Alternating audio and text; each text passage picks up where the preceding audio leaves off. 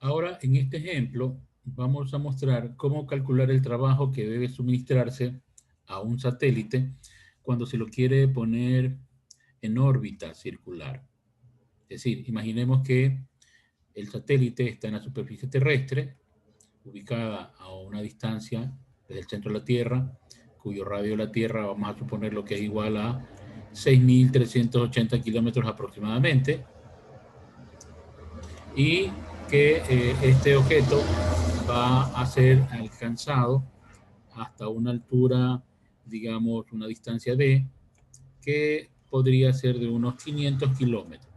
Entonces, con esa información, más la masa que tenga el satélite, vamos a suponer que esa masa del satélite sea aproximadamente de unos 5.000 kilogramos, la masa del satélite.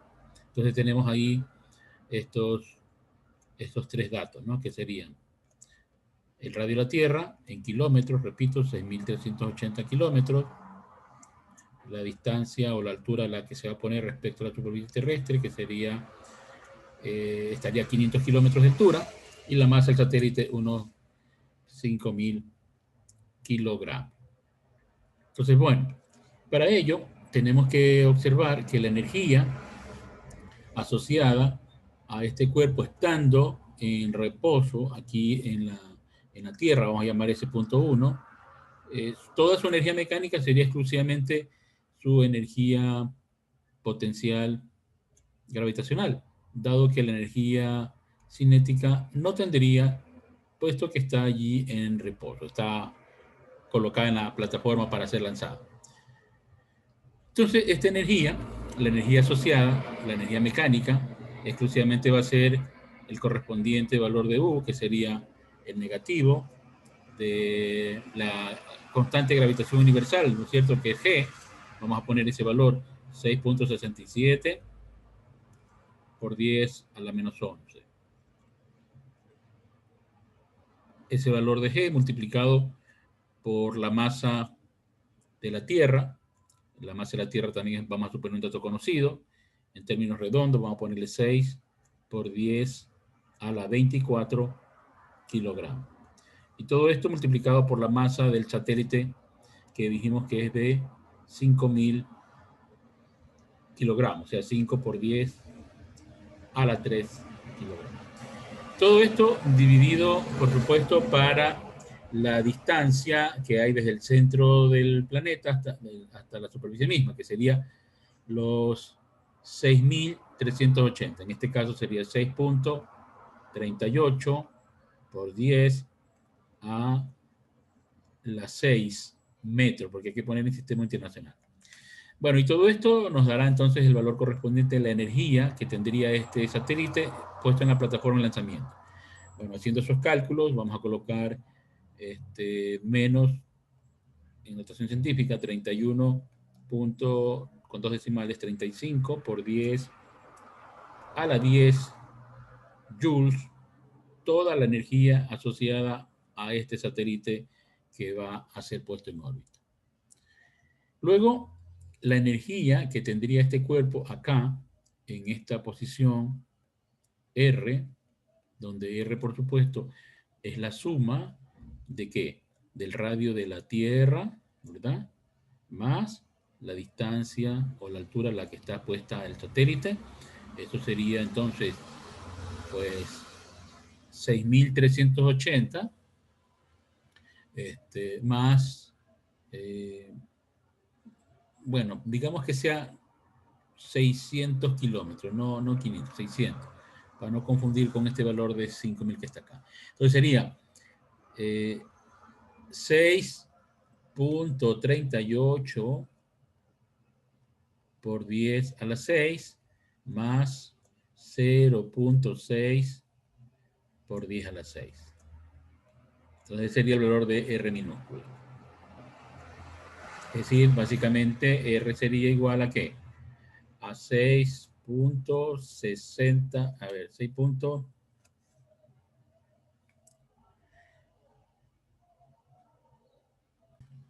Eso sería 6.98 por 10 a la 6 metros. el valor de R minúscula, ¿no? 6.68, 6.98 que diga, por 10 a la 6 metros. Entonces, la energía mecánica asociada a este satélite ya en movimiento, porque ya tiene una energía cinética, fíjense, ya está rotando, hay una energía cinética acá, entonces sería la suma de la energía cinética correspondiente al movimiento más la energía potencial asociada a esa altura. Pero habíamos dicho que esta energía mecánica, si no se conoce la energía cinética o la rapidez, se puede valorar como la mitad de la energía potencial asociada.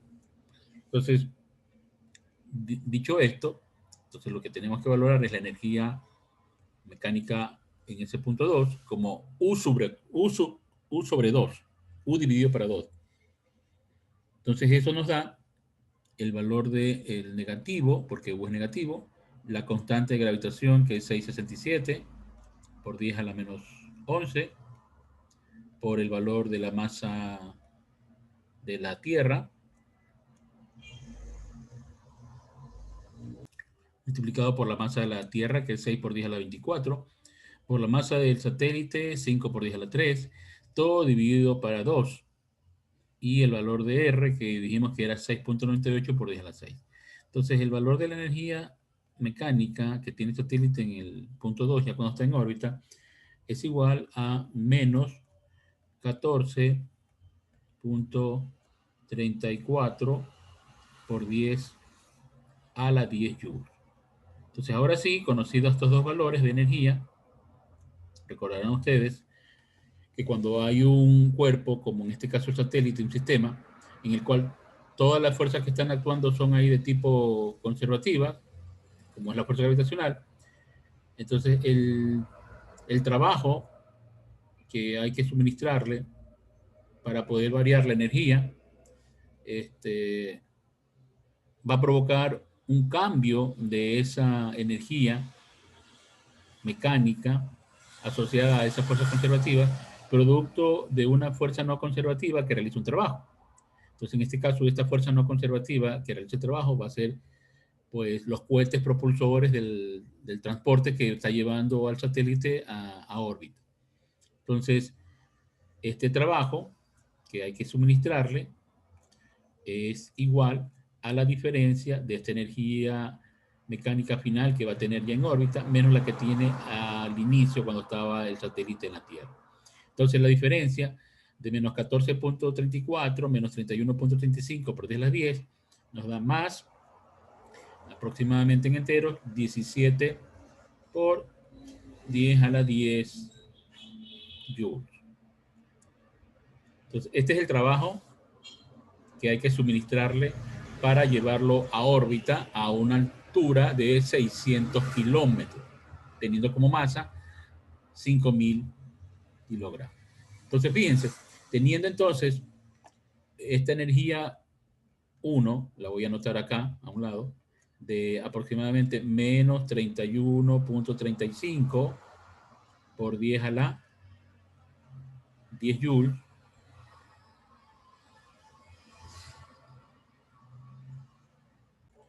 Entonces, resumiendo, estando el satélite aquí en la Tierra, en el punto 1, la energía calculada, asignada, es de 31 por 10 a la 10 joules.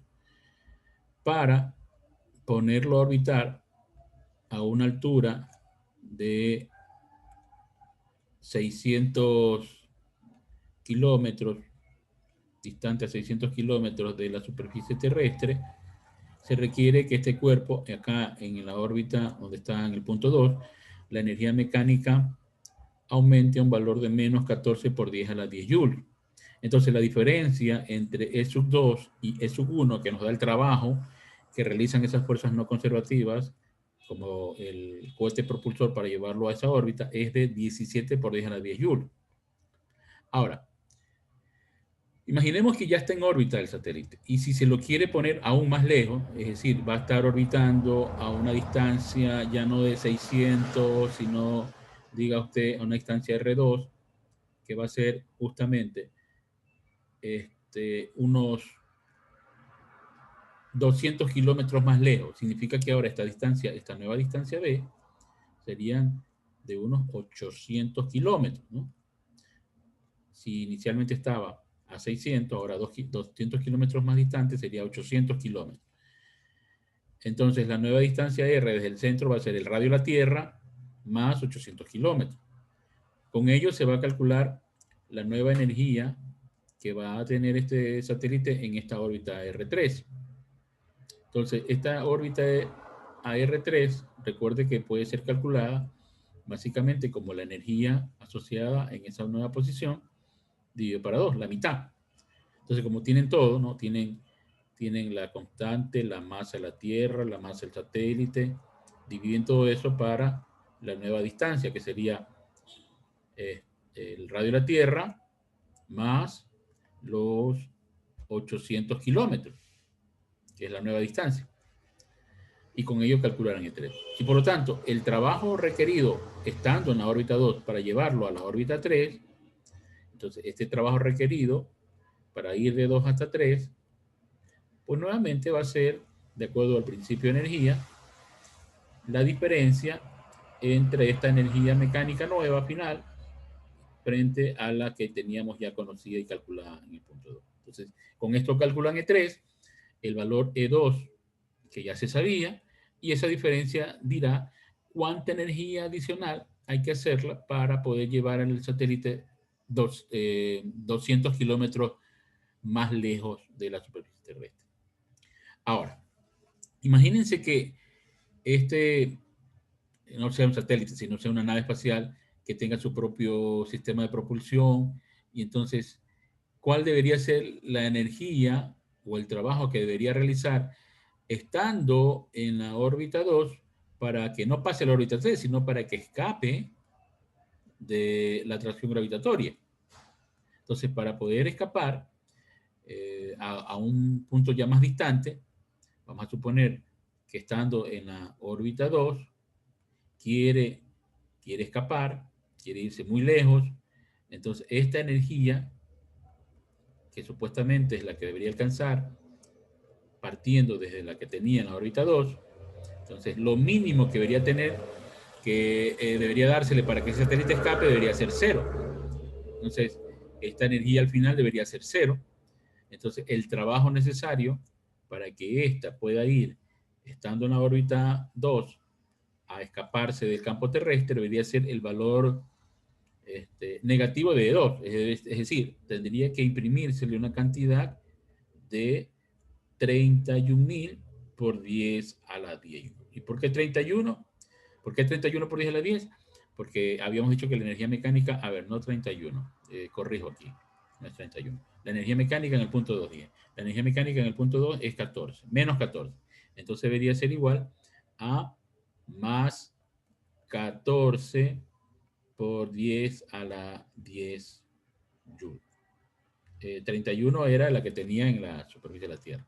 O sea, si este cuerpo, estando en la superficie de la Tierra, ese cuerpo, no un satélite, sino una nave espacial, quiere irse, por ejemplo, a Saturno, para salir del campo terrestre, debería imprimírsele más 31 por 10 a la 10 joules.